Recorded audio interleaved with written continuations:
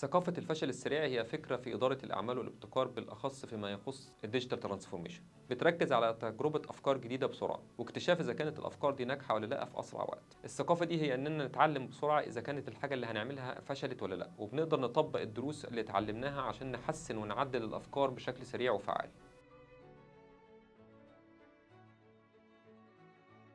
طبعا في سياق استراتيجيه الديجيتال ترانسفورميشن والتغيرات السريعه جدا اللي احنا شايفينها في التكنولوجي بمختلف انواعها، الثقافه دي بقت مهمه جدا لانها بتخليك تجرب كل حاجه بسرعه ونشوف هتكون مناسبه ولا لا. خلينا نتكلم عن النقاط الاساسيه لثقافه الفشل السريع. اول نقطه كويك اكسبيرمنتيشن، نجرب الافكار الجديده بسرعه من غير ما نستنى فترات طويله في التخطيط والتطوير. تاني نقطه كويك اناليسيز، نقيم النتائج بسرعة عشان نقدر نعرف إذا كانت الفكرة اللي احنا اخترناها دي ناجحة ولا لا. ثالث نقطة learning and adapting، نستفيد من الفشل كفرصة نتعلم منها ونحسن منها.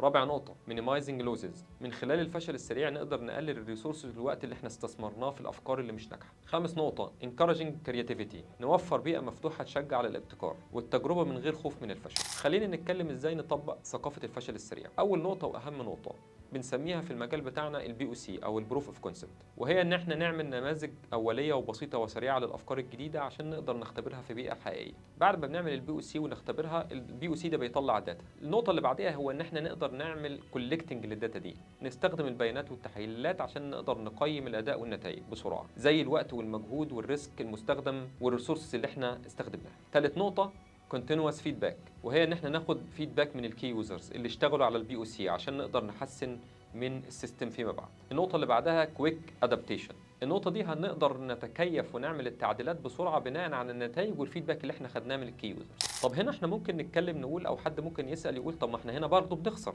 لانها اسمها الفشل السريع.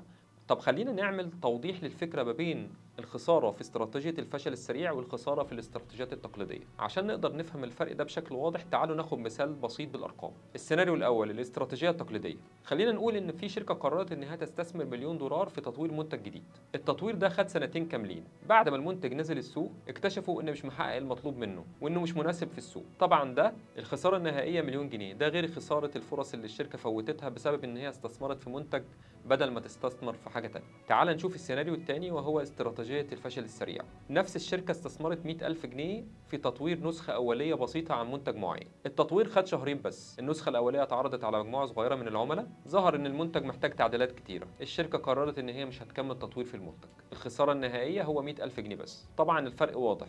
في السيناريو الأول الشركة خسرت مبلغ كبير جدا من الفلوس والوقت قبل ما تكتشف إن المنتج مش ناجح. في السيناريو الثاني الشركة خسرت مبلغ أقل بكتير واكتشفت المشاكل بدري، فده خلاها تتجنب خسارة أكبر بكتير في المستقبل. خلينا نتكلم على فوائد تانية لاستراتيجية الفشل السريع. أول حاجة توفير الوقت. استراتيجية الفشل السريع بتسمح للشركات إن هي تجرب أفكار أكتر في وقت أقل، وده بيزود فرص الوصول لفكرة ناجحة. تاني نقطة التعلم من الأخطاء، بيشجع على ثقافة التعلم من الأخطاء وده بيخلي الشركات تتحسن باستمرار. تالت نقطة التكيف مع السوق، بتسمح للشركات إن هي تتكيف بسرعة مع التغييرات اللي بتحصل في السوق، وده بيديها ميزة كبيرة عن المنافسين. في المثال اللي احنا قلناه رغم ان ممكن يكون في خسائر بسيطة في البداية، الا انها في النهاية بتوفر فلوس ووقت وبيساعد الشركات تحقق نجاح اكبر على المدى البعيد.